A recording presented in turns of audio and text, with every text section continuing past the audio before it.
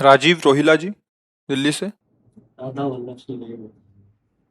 गुरुजी, मेरे मन में बहुत भाव उठते हैं कि मैं खूब दान पुण्य और गरीबों की सेवा करूं, लेकिन मेरी स्थिति इतनी अच्छी नहीं है मैं कुछ सेवा कर सकूं। हाँ, सेवा करना उतना महत्वपूर्ण है जितना भाव उठना महत्वपूर्ण है।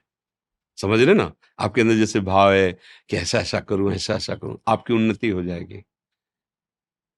क्रियाएं, मान लो आपके पास 4 रोटी है, 4 पाते हो, तो 1 रोटी निकाल दो, 1 रोटी की भूख रखो। उसमें से चिड़िया, पंछी, गई गऊ किसी को भी दे दो। आए हुए भूखे अतिथि, किसी साधु महात्मा किसी को भी दे दो।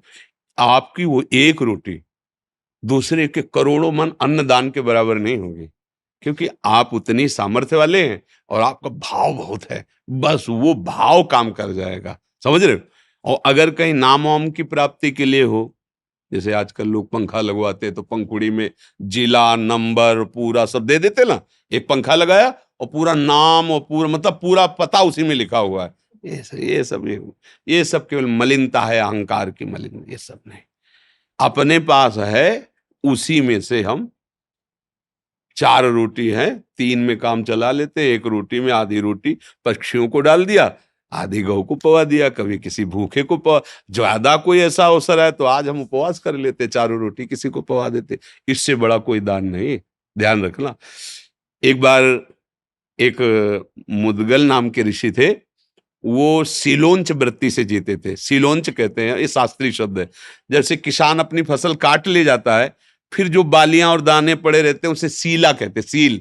और बाजार में जहां अन्न बेचा जाता है वहां से सब उठ गया, अब जो दाने पड़े रहते हैं उसे उंच कहते हैं। सील और उंच, इन दोनों वृत्ति से वो अन्न इकट्ठा करते थे। तो बड़ी मेहनत के बाद मान लो 15 किलो लगभग हुआ, इससे ज्यादा नहीं, क्योंकि किसान तो सब अपना ले गया।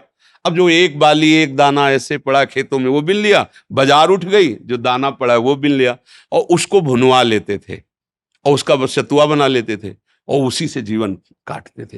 रात दिन भजन तपस्या और उसी को पाते थे। पर उनका ये नियम था, अगर उनके पास कोई आ गया तो भूखा नहीं जाने देते थे। अब एकांत जंगल में रहते थे, ऐसे कोई जल्दी आता ही नहीं था।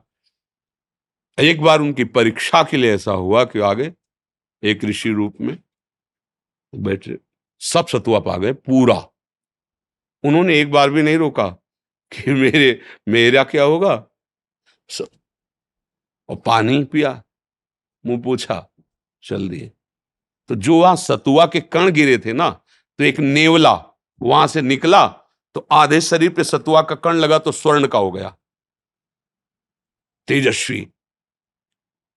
राजस्वी यज्ञ जब युधिष्ठिर जी की हुई, तो वो ऐसे से घूम रहा था जहां सबको पवाया गया।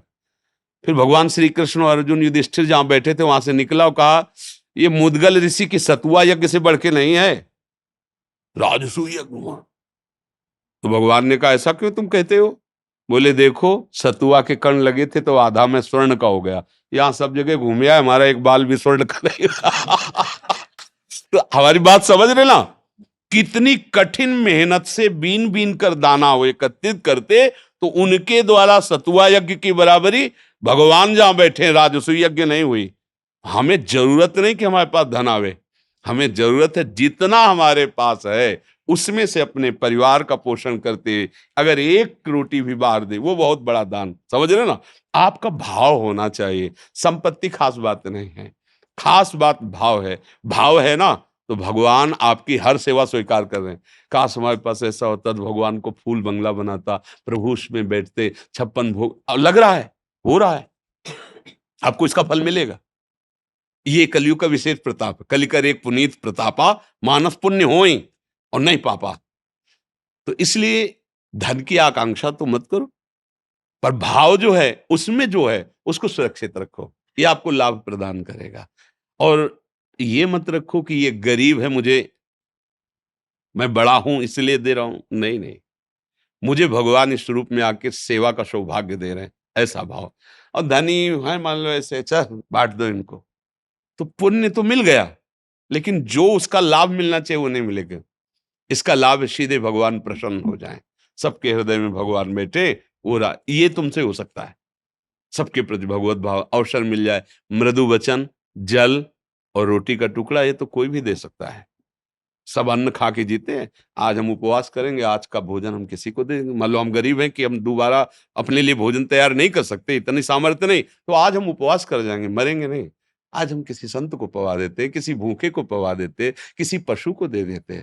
ऐसी भावना रखो, भगवान मुझे धन दे तब मैं से, ऐसा नहीं होता। वो धन आएगा तो हो सकता है ऐसी प्रमाद स्थिति हो जाए कि ऐसे अपराध बनने लगे कि जिसका भाव करते हो भाव ही खत्म हो जाए। इसलिए बहुत सावधान होकर के चलो, भगवान जिस परिस्थिति में रखें बहुत अच्छा है, और भाव बढ़ाते चले जाओ। भगवान भाव के भूखे हैं, भाव का हूँ भूखा हूं मैं, और भाव ही एक सार है। भाव से मुझको भजे तो भाव से बेड़ा पार है, भगवान के वचन है। जी।